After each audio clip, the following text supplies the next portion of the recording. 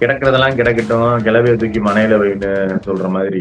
இந்த முட்டா பயலுக தன்னுடைய முதல்வர்களை பெருமைப்படுத்தலாம் நினைச்சு ஸ்கூலுக்குள்ள போய் சேர்ல படத்தை வச்சுட்டு புரோட்டோகால்ல கக்கூஸ்ல எல்லாம் சிஎம் படம் வைங்கன்னு இருக்கா. சங்கர் படத்துல எல்லாம் ஊழல் ஒளியறதுக்கு கூட 2.5 மணி நேரம் ஆகும். இவங்க ஆட்சிக்கு வந்து 2வது நிமிஷத்துலேயே ஊழல் ஒழிச்சிட்டாங்க. ஒரு சிபிஐ விசாரணை டெல்லிக்கு போயிட்டு வெளியே வந்து கையை காட்டிட்டு வந்தாரோ, டீலிங் முடிஞ்சிச்சு. சமய அறநிலையத்துறைக்கு வராங்க. இந்து அறநிலையத்துறை வந்து பல மாற்றங்களை சந்திக்க போகிறான். இப்ப ஆல்ரெடி இபி கட்டணத்தை ஏத்திட்டீங்க. நீங்க தங்கம் விற்கிற விலைக்கு தங்கமா தாய்மா மஞ்சீர் அந்த செட் எல்லாம் எப்படி நீங்க பண்ணுவீங்க?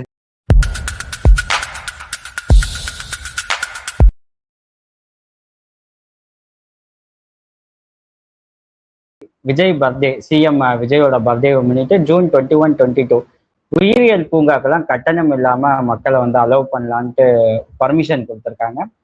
திமுக தலைவர் ஸ்டாலினும் அதை கண்டிச்சிருக்காரு. இந்த நிகழ்வை நீங்க எப்படி அணுகுறீங்க? அதாவது கிடக்கிறதெல்லாம் கிடக்கட்டும், கிளவிய தூக்கி மனையில வைன்னு சொல்ற மாதிரி இது என்னன்னு எனக்கு புரியல. கவர்மெண்ட் ஸ்கூலுக்குள்ள கொண்டு போய் இவங்கள பண்றது, கவர்மெண்ட் ஸ்கூலுக்குள்ள தாவேக்கா கொடியை கூட்டு போறது, முதல்ல ஒரு படத்தை முதல்ல ஒரு சேர்ல படத்தை வச்சு நீங்க என்ன பண்ணுவீங்க? முதல்ல யாருக்கு பண்ணுவீங்க? வீட்டுல ஒரு சேர்ல ஒருத்தருடைய படம் இருந்தா அதுக்கு என்ன அர்த்தம்? சேர்ல படத்தை வச்சு என்ன அர்த்தம்? இந்த முட்டா பயலுக தன்னுடைய முதல்வர்களை பெருமைப்படுத்தலாம் நினைச்சு ஸ்கூலுக்குள்ள போய் சேர்ல படத்தை வச்சுட்டு குழந்தைங்க என்ன உங்களுடைய அறிவின் வளர்ச்சி என்ன? ஒரு மருத்துவர் விளக்குறாரு, இது இதுக்கு போவோம், இங்க எங்க போவோம் விளக்குறாரு. அவர்கிட்ட போய் இப்படியே பார்த்துட்டு புரோட்டோகால் படி வைக்கலையா? புரோட்டோகால் என்ன கக்கூஸ்ல போட்டோ வைக்க சொல்லிட்டாங்க? புரோட்டோகால்ல கக்கூஸ்ல எல்லாம் சிஎம் படம் வைங்கன்னு இருக்கா? புரோட்டோகால்ல கக்கூஸ்ல பெட்ரூம்ல ரூம்குள்ள எல்லாம் வைக்கிறோம்னு அது வந்து ஒரு இதுவே கிடையாது, புரோட்டோகாலே கிடையாது. அதுவும் போக அதான் பிரச்சனை. இதுதான் தாவேக்காக்காரங்க. நீ எதுக்கு உயிரியல் பூங்கால என்ன தாவேக்காக்காரங்களா இருக்காங்க, போய் பாருங்க, மக்கள் எல்லாம் போய் பாருங்கன்னு சொல்ல போறீங்களா? அதுக்காக வந்து திறந்து விட்டுருக்கீங்களா? என்னங்க இதெல்லாம் கேவலம். எவ்வளவு பெரிய தலைவர்கள் எல்லாம் பார்த்த ஒரு மண்ணுல, ஒரு நாட்டுல இந்த கேலி கூட்டம் தன் வாழ்க்கையில் வந்து பிளாக் டிக்கெட் வித்ததை தவிர வேற எந்த சாதனையுமே பண்ணாத ஒரு மனிதனை வந்து இப்படி எல்லாம் என்னவோ அவர் வானத்துல இருந்து குளிச்ச மாதிரியும் பெரிய ஒரு இதை ஒழிச்ச மாதிரியும் அவர் அமைச்சர் சொல்றாரு ஊழல் ஒழிச்சிருச்சு அப்படிங்கிறது வந்துட்டு ஊழல் ஒழிச்சிருச்சு ஊழல் ஒழிஞ்சிருச்சான். சங்கர் படத்துல எல்லாம் ஊழல் ஒழியறதுக்கு கூட 2.5 மணி நேரம் ஆகும். இவங்க ஆட்சிக்கு வந்து 2வது நிமிஷத்துலேயே ஊழல் ஒழிச்சிட்டாங்க. அப்ப இது ஒரு அதான் சொல்றேன், நீங்க ஒன்னா சொன்னீங்கன்னா இது ஒரு கேவலமான ஆட்சி. இது நீங்க எங்க வெட்டினாலும் இப்படிதான் அசிங்கமும் நாக்கமும் தான் வரும். இது சொல்ல ஒண்ணும் இல்லை. இன்னைக்கு தாவேக்கா அரசோட முதல் சட்டமன்ற கூட்டத்தொடர் ஆளுநர் உரையோட தொடங்குச்சு. கடந்த 4-5 வருஷமா நம்ம பார்த்தோம், பல பனிப்போரே இருக்கும் திமுக அரசுக்கும் ஆளுநர் ஆர்.என். ரவிக்கும். இன்னைக்கு ரொம்ப சுமூகமா இந்த அரசு கொடுத்த உரையை அப்படியே வாசிச்சிருக்காரு. இந்த நிகழ்வு உங்களுக்கு என்ன மாதிரியான தாக்கத்தை கொடுக்குது? எனக்கு இது தாக்கம் எல்லாம் ஒண்ணும் இல்லை, இது ஏற்கனவே தெரிஞ்சுதான். எப்ப இவர் சிபிஐ விசாரணைன்னு டெல்லிக்கு போயிட்டு வெளியே வந்து கையை காட்டிட்டு வந்தாரோ, டீலிங் முடிஞ்சிச்சுதான். அந்த டீலிங்கோடைய ஒண்ணுன்னா இது அந்த ஆளுநர் உரையிலேயே ரொம்ப முக்கியமானது என்னன்னா, நீங்க இது கொடுத்துருவாங்க வெளியே வந்து, இதெல்லாம் ஒரு விஷயமா? நாங்க வந்து தேசிய கீதத்துக்கு பாடுறது ஒரு விஷயமா? நான் கேட்பது என்னன்னா, அவங்கள்ட்ட ஒரே ஒரு கேள்விதான் நம்பி கேட்கிறேன், அவர்கிட்ட அமைச்சர்கிட்ட கேட்கிறேன். தேசிய கீதத்தை 2 தடவை பாடுறதுக்கு அது என்ன இதுவா? சினிமா பாட்டா? 2 தடவை எதுக்கு பாடணும்? ஒரு அவையில ஒரு பாட்டை 2 தடவை ஏன் பாடணும்? அழகா ஒரு மரபு இருக்கு, ஆரம்பத்துல தமிழ் தாய் வாழ்த்து, முடியிறப்ப ஜனகணமன கிளம்பி வந்துருவோம். ஏன் ஜனகணமன முன்னாடி பாடப்படுது? எதற்கு அப்புறம் எதுக்கு பின்னாடியும் பாடுவீங்க? அப்ப இதை வெளியே வந்து நார்மலைஸ் பண்றீங்க. நாளைக்கு என்ன பண்ணுவீங்க? வந்தே மாதரத்தையும் பாடிட்டு போறோம் அப்படின்னு சேர்த்து பாடுவீங்க. அடுத்து என்ன பண்ணுவீங்க? கடைசியில தமிழ் தாய் வாழ்த்து பாடிக்க. இப்ப என்ன இது ஒரு விஷயமா? எல்லாத்தையுமே நார்மலைஸ் பண்ணிட்டே போவீங்க. இது வந்து ஒரு ஆரம்பம். அதை விட முக்கியம், போன தடவை ரவியினுடைய பிரசித்தி பெற்ற புகைப்படம் ஒண்ணு இருக்கும். சட்டசபையிலிருந்து ஒண்ணும் இல்ல, தேசிய கீதத்தை முதல்ல பாட முடியாது, அது மரபு இல்லைன்னு நம்ம ஆட்கள் சொன்னதுக்கு எந்திரிச்சு அவர் வெளியே போவாரு, நம்ம ஆட்கள் உட்கார்ந்து இருப்பாங்க எட்டா. அப்படி இருந்த ஒரு சட்டமன்றம் இன்னைக்கு முழுக்க பாஜகவின் கூடாரமாக மாறி போனதுக்கு இன்னொரு சாட்சி, ஆளுநர் வந்து விஜய் எழுதி கொடுத்த அந்த ஆளுநர் உரை வந்து 2 பகுதி. முதல் பகுதி விஜய்க்காக விஜய் ஆட்கள் எழுதி கொடுத்தது, விஜய்க்கான பில்டப், விஜய் அண்ணா, விஜய் எம்ஜிஆர் மிகப்பெரிய மாற்றத்தை கொண்டு வந்தார், ஆளுநர் வெக்கம் இல்லாம எல்லாத்தையும் வாசிக்கிறார். அடுத்த பகுதி இருக்கிற சட்ட ஒழுங்கு பிரச்சனை, மின்சார பிரச்சனை எல்லாத்தையும் விட்டாங்க. இது என்ன, இந்த இந்து சமய அறநிலையத்துறைக்கு வர்றாங்க. இந்து அறநிலையத்துறை வந்து பல மாற்றங்களை சந்திக்க போகிறான். இப்ப இது வந்து ஒரு அரசு வந்த உடனே இந்து அறநிலையத்துறையில கை வைக்குதுன்னா அது என்ன அரசு? என்ன அரசு? கோவில் பணம் கோவிலுக்கு மட்டும்தான் செலவழிக்க போகணுங்கிறது யாரு குரல்? ராஜா ரொம்ப நாளா கேட்டுட்டு இருக்கிறது. எடப்பாடி பாஜகவின் குரலாக ஒரு பிரச்சாரத்துல சொன்னாரு, கோவில் பணத்தை எடுத்து, அவர் எப்படி சொன்னார் பாருங்க, கோவில் பணத்தை எடுத்து காலேஜ் கட்டுறாங்களாம். அது என்ன பாவமா? ஸ்கூல் கட்டுறாங்க, காலேஜ் கட்டுறாங்க, என்ன அடிச்சுக்கிறாங்க பாஜக காரங்க. அதுதான் நீங்க ஆளுநர் சொல்லியிருக்கிறார் தாவேகா அரசு செய்ய போவதாக. வாயை மூடிட்டு இருக்கிறாங்க நம்ம ஊரு கொள்கைவாதிகள், முற்போக்குவாதிகள்லாம். அப்ப முழுக்க முழுக்க பாஜகவிற்கு ஒப்பு கொடுக்கும். இவங்களுக்கு பாஜக கூட கள்ள கூட்டணி எல்லாம் இல்ல. கூட்டணினா 2 பேரும் சமமா இருப்பது. இவர்கள் பாஜகவின் அடிமையாகி விட்டார்கள். Vijay has replace Edappadi. இன்னும் கேவலமாக double the Edappadi triple the எடப்பாடியாக ரீப்ளேஸ் பண்ணியிருக்கிறார். இல்ல, நீங்க தாவேக அரசையும் சிஎம் ஜோசப் விஜயும் பாஜகவோட மறைமுக கூட்டணியில நேரடி கூட்டணின்றீங்க. ஆனா அந்த உரையில பாஜக தமிழ்நாடுக்கு பாரபட்ச பாக்குதுன்ற பாயிண்ட் இருக்கு. பெரியார், அண்ணா, அம்பேத்கர், சமூக நீதிங்கிற பாயிண்ட் இருக்கு. இது எல்லாத்தையும் ஆளுநரும் வாசிச்சிருக்காருல்ல. மேகதாது அணைக்கு எதிராக சட்ட போராட்டம் பண்ணுவோம், முல்லை பெரியார் அணைக்கு எதிராக சட்ட போராட்டம் பண்ணுவோம், இருமொழி கொள்கையை கடைபிடிப்போம், தேசிய கல்விக் கொள்கையை நிராகரிப்போம், இவ்வளவு பேசியிருக்க இந்த அரசை நீங்க எப்படி பாஜகவோட கூட்டணியும் பேச முடியும்?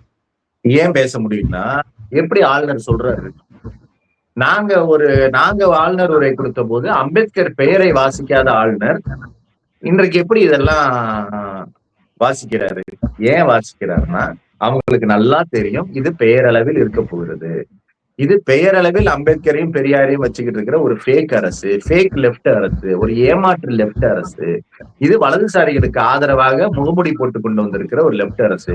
இவங்களுக்கு அம்பேத்கர்னா யாருன்னு தெரியாதுன்னு பாஜக தெரியும், பெரியார்னா யாருன்னு தெரியாதுங்கிறது பாஜகவிற்கு தெரியும். பேசிட்டு போவோம், நம்ம தான் அவங்க முக்கியமான பாயிண்ட் வந்துட்டோம்ல, ஒன்னா அழிப்போம். ஃபர்ஸ்ட் இந்ததான் இதுல கை வச்சிருக்கோம்ல, அறநிலையத்துறையில கை வச்சிருக்கோம்ல, அடுத்து பார்த்துப்போம். என்ன அவனுக்கு என்ன நஷ்டம்? இப்ப இந்ததான் கடன் இருக்கு, அப்படியே தத்தளிக்குது, நிதி நிலைமை சரியில்லையா, தமிழ்நாட்டு நிதி நிலைமையே சரியில்லையா, இவங்கதான் கண்டுபிடிச்சாயலாம்.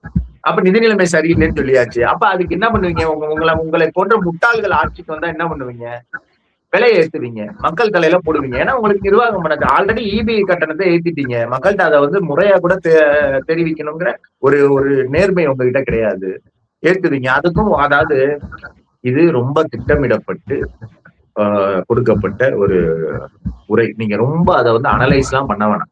தெளிவா பார்த்தா உனக்கும் பில்டப் கொடுத்துறேன், உன் அரசுக்கும் பில்டப் கொடுத்துறேன், நீ பெரிய லெப்ட் விங் மாதிரி காட்டிடுறேன், உன்னை திமுகவிற்கு மாற்று மாதிரி நான் காட்டிடுறேன், ஆனா எனக்கு வேண்டியதெல்லாம் செஞ்சு கொடுத்துருங்கிறதா 2வது பார்ட்ல வந்துருச்சு. அப்ப மக்கள் போலி முற்போக்காளர்கள் புகழ் பாடுறதுக்கு ஒரு பீஸ கொடுத்தாச்சு, இந்தா வச்சுக்க, தாவேகா எதிரியே இதை பாருங்க இப்படிலாம் பேசியிருக்கேன்னு. இப்ப நீங்க கேள்வி கேட்டீங்களா, அந்த மாதிரி ஒரு பக்கத்தை பார்க்கலாம். இதை பார்த்தீங்கன்னா தான் தெரியும் இந்த அரசினுடைய உண்மையான நோக்கம். அது எல்லாம் இந்த அறநிலையத்துறைய என்ன பண்ண போறாங்க, கபலீகரம் பண்ணி மொத்தமா பார்ப்பனர்கள்ட்ட கொடுத்து கோயில் சொத்த ஃபுல்லா கொள்ளடிக்க போறாங்கன்றதுதான் இதுல நம்ம தெரிஞ்சுக்க வேண்டிய ஒரு முக்கியமான விஷயமாக இருக்கிறது. பாஜகவின் செயல் திட்டத்தை தாவேகா நிறைவேற்ற போகிறதுக்கான முத்தாய்ப்பு தான் இந்த ஆளுநர் உரையை தவிர வேற ஒண்ணுமே இல்லை. இப்போ நீங்க தாவேகா அரசா பாஜகவோட கூட்டணின்றீங்க. ஆனா பாஜக என்ன சொல்லுது, திமுக 2.0 தான் இந்த தாவேகா அரசு அப்படிங்கிறாங்க.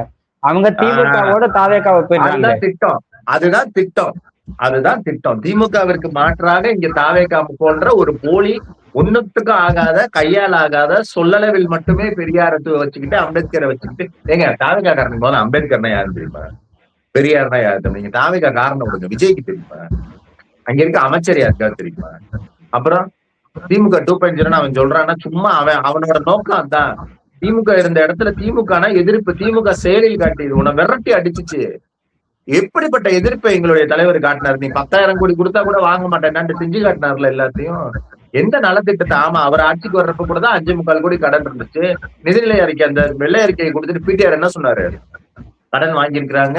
அப்ப இத்தனைக்கும் பொருளாதார வளர்ச்சியே கிடையாது, பொருளாதார வளர்ச்சியும் இல்லை. ஆனாலும் இதை நாங்க காரணமா சொல்லி நலத்திட்டங்களை தள்ளி போட மாட்டோம், இது உங்களுக்கு தெரியணுங்கிறதுக்காக மட்டும்தான் சொல்றோம். எவ்வளவு அக்கௌண்டபிலிட்டி, ரெஸ்பான்சிபிலிட்டியோட பேசுறாங்க. இன்றைக்கு இவங்களை பாருங்க, இது விலையேற்றத்திற்காக மட்டுமே இதை பயன்படுத்த போறாங்க. மக்கள் இதுக்கு கைத்தட்டுற மக்கள் எல்லாம் ஏமாளிகள், ஏன்னா பின்னாடியே விலையேற்றம் வந்துட்டு இருக்கு. அது போக இந்த தாவேகாவை திமுக ரீப்ளேஸ் பண்ற கட்சியா கொண்டு வரணுங்கிறது இவர்களுடைய நீண்ட கால செயல் திட்டம், இவர்களுடைய செயல் திட்டம். அது இங்க லெப்ட் தான் ஜெயிக்கும், பெரியார் அம்பேத்கர் தான் காட்டினாதான் ஜெயிக்கும் அப்படின்றதுனால இவர்கள் பெரியார் அம்பேத்கரை காட்டுறாங்க. அதை பாஜகவும் ஏற்கிற மாதிரி ஏற்குது. அப்ப இவங்க வந்தாங்கன்னா வாயே திறக்க மாட்டானே, இவன் என்ன இவங்க என்ன வாய் திறப்பாங்க? நாங்க தான் தயவு செஞ்சு தமிழ் தாய் வாழ்த்து பாட விடுங்கன்னு மோடி கிட்ட போய் கேட்டுட்டு வர்ற ஒரு முதல்வர் நீ என்ன பண்ண போறாரு? நீங்க என்ன பண்ணுவீங்க? பெரியார் இயத்த, அம்பேத்கர் இயத்த என்ன பண்ணுவீங்க? இப்படியே ஒன்னொன்னா கொண்டு வருவீங்க. நீங்க எப்படி நார்மலைஸ் பண்றீங்க? ஒன்னொன்னா அறநிலைத்துறையை கெடுப்பீங்க, அதை நார்மலைஸ் பண்ணுவீங்க. விலையை ஏத்துவீங்க, நார்மலைஸ் பண்ணுவீங்க. ஒன்னொன்னா கொண்டு வருவீங்க, எல்லாத்தையும் ஒன்னொன்னா கொண்டு வருவீங்க. பிஎம்சிடியை கொண்டு வருவீங்க. ஏபிவிபி ஏபிவிபின்ற ஒரு சங்கம் தமிழ்நாட்டில் இருந்துச்சுன்னா அது போன ஆட்சியில தெரியுமா? அதனுடைய நிர்வாகிகளை முதல்வர் பார்க்க விஜய் ஈஸியா பார்க்க முடியுமா? நீங்களோ நானோ இல்ல வேற சங்கமா பார்க்க முடியுமா? ஏபிவிபி எப்படிங்க போய் பார்த்துச்சு? விட என்ன சான்று வேணும்? விஜய் என்பது பொக்கிஷம், கர்ப்ப கிரகத்துல இருக்கிற இவரு மாதிரி. அப்ப அவரை போய் ஏபிவிபி பார்க்க முடியுது. வெளியே வந்து பிஎம்சிடியை நாங்க ஆராய்கிறோம்னு சொன்னா என்ன? அது பக்கா அரசு ஆட்சி. இது அதை விட நீங்க ஒண்ணும் இல்ல, நீங்க அவர்களுடைய செயலை நீங்க அந்த சொல்லலாம் விட்டுருங்க. நான் வந்து சொற்களை ஆராயவே சொல்லல, அவருடைய செயலை மட்டும் பார்த்துட்டே வாங்களேன், பச்சையா அரசு தனம் வெளிப்பட்டுக்கிட்டே இருக்கும். இவர் கடந்த ஆட்சியில பிடிஆர் சொன்ன மாதிரி இப்ப இருக்க தாவேக அரசும் நிதி பற்றாக்குறைய காரணம் காட்டி இந்த வாக்குறுதிகளை நாங்க வந்து நிறைவேற்றாம இருக்க மாட்டோம் அப்படிங்கிற ஒரு அஷூரன்ஸ் கொடுக்குறாங்கல்ல. கொடுப்பாங்க. அப்ப நீங்க என்ன பண்ணுவீங்க? நீங்க அப்ப என்ன கடன் வாங்காம என்ன பண்ணுவீங்க? இது என்ன எனக்கு புரியவே இல்லை. நாங்க எங்ககிட்ட வந்தப்ப பொருளாதார வளர்ச்சியும் இருந்துச்சு, எங்க கிட்ட வந்தப்ப பொருளாதார வளர்ச்சி இல்ல, கடன் மட்டும் இருந்துச்சு. உங்ககிட்ட நாங்க கொடுத்துட்டு போயிருக்கும் போது இந்தியாவிலேயே அதிகமான இரட்டை இலக்கு பொருளாதார வளர்ச்சியோட ஒரு அரசை, ஒரு வெல் பெர்ஃபார்மிங் அரசை கொடுத்துட்டு போயிருக்கிறோம். அதை நிதிநிலை சரியில்லைன்னு சொல்ல வேண்டிய பொய்க்கான காரணம் என்ன? அந்த ஆட்சிக்கு வந்தப்ப நிதிநிலை சரியில்லைன்னு சொல்றோம். நீங்க ஏன் ஒரு பொய்ய சொல்றீங்க? இன்னொன்னு, நீங்கள் கொடுத்திருக்கிற வாக்குறுதிகள் எல்லாம் நிறைவேற்றணும்னா அதுக்கு இந்தியாவோட ஜிடிபி வேணும். அதுக்கு தமிழ்நாட்டோட ஜிடிபியே பத்தாது, தமிழ்நாட்டினுடைய பட்ஜெட்டே பத்தாது. நீங்க அப்படியே அள்ளி விட்டுருக்கீங்க. தங்கம் விற்கிற விலைக்கு தங்கமா தாய்மாமஞ்சீர் அந்த எல்லாம் எப்படி நீங்க பண்ணுவீங்க? சரி, நீங்க பண்ணுவீங்க, நீங்க வந்து பெரிய சூப்பர் மேன்னே வச்சுக்கிறோம். எதற்கு பொய் சொல்றீங்க? நிதிநிலை சரியில்லை என்பதே பொய். ஃபர்ஸ்ட் மக்கள் அதை வந்து தெரிஞ்சுக்கணும். நல்லா இருக்கிற அரசு உங்ககிட்ட விலை ஏத்த போறாங்க, அவங்க ஒரு வேலையை செஞ்சாங்கன்னா, இதை எல்லாத்தையும் செய்யறாங்கன்னா உங்ககிட்ட கண்டபடி இபி பில்லையும் போக்குவரத்து சொல்லிட்டாரு, போக்குவரத்து டிக்கெட்டை வந்து டிக்கெட் விலை ஏத்தவே இல்லை அப்படின்னு. அது எதுக்கு ஏத்தணும்? நாங்க ஏத்த மாட்டோம், திமுக ஏத்தலைங்கிறத ஒரு குறைய ஒரு அமைச்சர் சொல்றாரு. இது வந்து மக்கள் நல அரசாங்கம். இது உன்ன மாதிரியா டாஸ்மாக் 10 ரூபான்னு பண்ணிட்டு வந்தோடனே 20 ரூபா வாங்குற கேவலமா? நாங்க எதுக்கு மக்களின், அதுவும் ஏழை மக்களின், சராசரி மக்களின் போக்குவரத்தை நாங்க எதுக்கு கூட்டணும்? அப்ப இது ஒரு அயோக்கியத்தனமான அரசு. இது மக்கள் தலையில தான் போட போகுது. எல்லாத்துக்கும் மக்கள் தான் சிலுவையை சுமக்க போகிறார்கள். அதை வந்து நம்ம பொறுத்து இருந்துதான் பார்க்கணும்.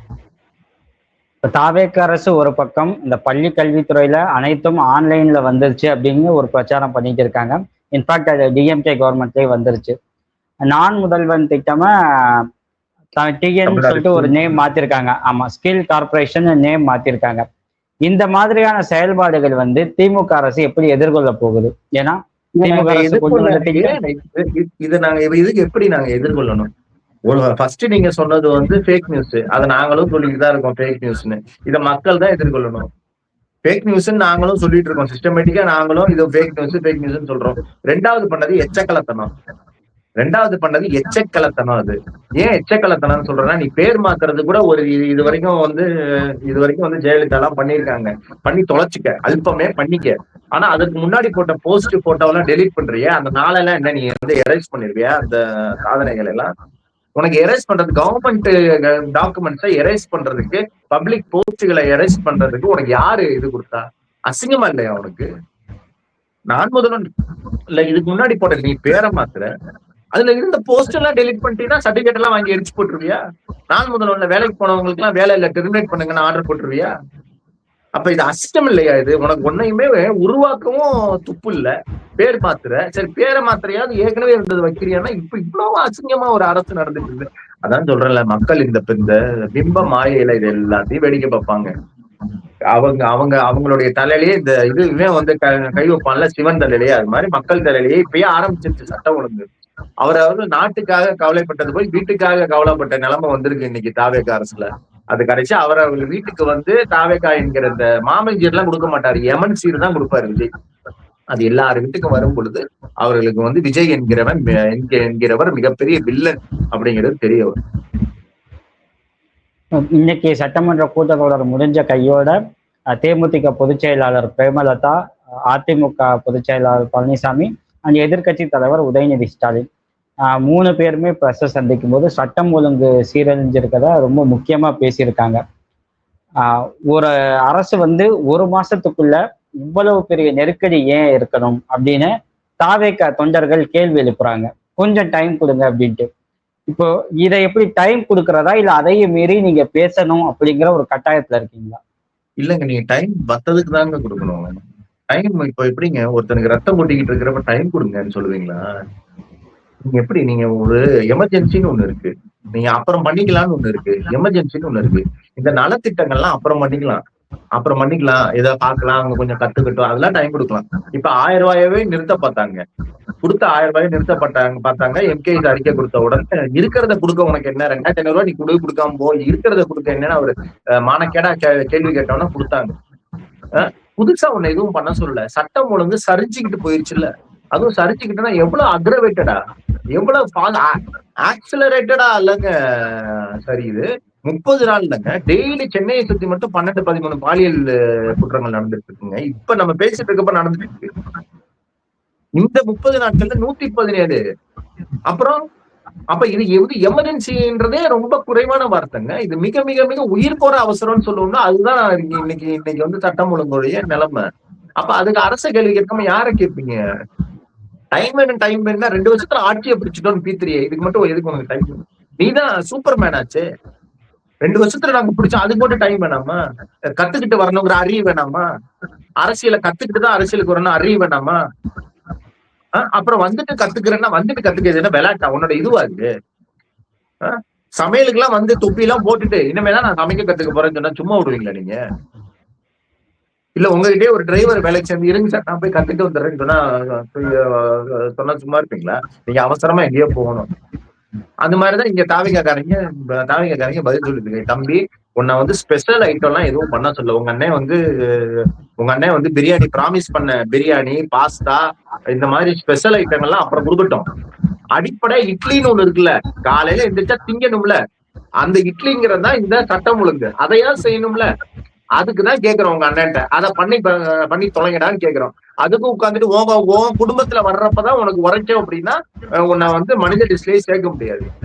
அதான் அவங்க தாவக தொண்டர்கள் எப்படி கேட்பாங்க? 3 வயசு குழந்தைய வந்து சாக்கடையில இருந்து எடுத்திருக்காங்க உயிரற்ற பிணமான்னு போட்டா கீழே வந்து கதறுங்கிறானே, இவன் புள்ள செத்தா இப்படிதான் கமெண்ட் போடுவானா? இவன் வீட்டுல இவன் அக்கா பிள்ளை தங்கச்சி பிள்ளை செத்தா இப்படிதான் கமெண்ட் போடுவானா? மனிதாபிமானமற்ற மிருகங்கள். முதல்ல அவர்களை வந்து தொண்டர்கள்னு சொல்றதே ரொம்ப அசிங்கம். அது மற்ற கட்சி தொண்டர்கள் அசிங்கப்படுத்துற மாதிரி. அது ஒரு ரசிகர்களையும் ஒரு கல்ட் மென்டாலிட்டி இருக்கிற ஒரு மனநிலை பிறந்தவர்கள் தான் நம்ம சொல்ல முடியும். இவ்வளவு குற்றச்சாட்டும் வைக்கிறீங்க. இன்னைக்கு சில மணி நேரங்களுக்கு முன்னாடி கம்யூனிஸ்ட்ல இருக்க சிபிஐ கட்சியில இருக்க ஒரு மூத்த தலைவர் சி மகேந்திரன் தாவேக்கால டைரக்டா போய் ஜாயின் பண்ணிட்டார். ஒரு கம்யூனிஸ்ட் தலைவர், எனக்கு இந்த நியூஸ படிச்ச உடனே எனக்கு என்ன தெரியுமா தோணுச்சு, ஒரு கம்யூனிஸ்ட் தலைவர் போய் தாவேக்கால சேர்றாருன்னா இந்த ஆளு எந்த அளவுல கம்யூனிஸ்டா இருப்பாரு எனக்கு தோணுச்சு. அப்புறம் அவரை பத்தி தேடினப்பதான் அவர் மேல கம்யூனிஸ்ட் கட்சியிலேயே ஒழுங்கு நடவடிக்கை எடுத்து கட்சியை நீக்கி இருக்காங்க. அவரு போய் இங்க சேர்றதுல என்ன ஆச்சரியம் உங்களுக்கு?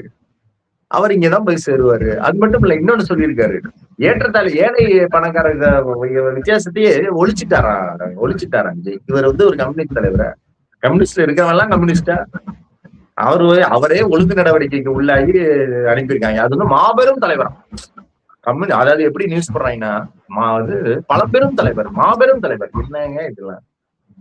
அவரு கட்சியிலேயே ஒழுங்கு நடவடிக்கை, கம்யூனிஸ்ட் கட்சியிலேயே ஒழுங்கு நடவடிக்கையில வெளியே அனுப்புறாங்கன்னா அவர் எந்த லட்சத்துல இங்க இருந்திருப்பாரு? அவர் இன்னைக்கு வந்து விஜய புகழாம யாரை புகழ்வாரு? திமுக சேருவாரு. அங்கேதான் சேருமிடம் அழகா இருக்கு, போய் சேர்ந்திருக்கிறார். செங்கோட்டையன் போய் சேர்ந்த மாதிரி இவர் போய் சேர்ந்திருக்கிறார். வேற ஒன்றும் சொல்றதுக்கு இல்லை. இறுதியான கேள்வி, திருச்சி கிழக்குல தாவேக்காவை வீழ்த்த மு.க. ஸ்டாலின் களமிறங்க வாய்ப்பு இருக்குங்களா? இல்லைங்க, அது அவரு பண்ண மாட்டாரு. அவரு அதை வந்து பண்ணக்கூடிய ஒரு தலைவரும் இல்லை. அது அவருக்கும் சரி திமுகவிற்கும் சரி அது ஒரு சரியான களமும் இல்லை. அது அந்த மாதிரியான ஒரு செயலில் என்னைக்குமே எம்கேஎஸ் வந்து இறங்க மாட்டாருன்ற நம்பிக்கை எனக்கு இருக்கிறது. அது முதல்ல அந்த மாதிரி தேவையும் இல்லை. மக்கள் வந்து உணர்றதுக்கு லேட் ஆகும். அதுக்காக இடைத்தேர்தலை நீங்க ஜெயிச்சிருவீங்களா, தாவேக்கா தோத்துருமானா அப்படிலாம் கிடையாது. மக்கள் உணர்றதுக்கு லேட் ஆகும். நான் மிகப்பெரிய நம்பிக்கைகள் எல்லாம் இடைத்தேர்தல் அடுத்த ஒரு உள்ளாட்சி தேர்தல் எல்லாம் வச்சுக்கல. ஏன்னா மக்கள் அதுவும் ஒரு வெற்றியும் பெற்று இருப்பாருன்னு தெரிஞ்ச உடனே இந்த மக்கள் மீதான நம்பிக்கை எண்ணம் எல்லாமே பொய்த்து போன இந்த தேர்தல்னால எனக்கு உடனே மக்கள் மாறி விடுவார்கள். இந்த எப்படி அலங்கோலமா ஒரு அரசு நடக்கிறதுனாலும் அதை புரிந்து கொள்ள மக்களுக்கு கொஞ்சம் காலம் தேவைப்படும். அது இந்த தேர்தல்கள் எல்லாம் தாண்டிதான் நடக்கும் அப்படிங்கிறதுல எனக்கு மாற்று கருத்து இல்லை. அதனால எம்கேஎஸ் அங்க நிக்க மாட்டாருன்றதுல எனக்கு ஒரு உறுதியான நம்பிக்கை இருக்கு. மீண்டும் வேறொரு சந்தர்ப்பத்தில் சந்திப்போம். நன்றி. நன்றி.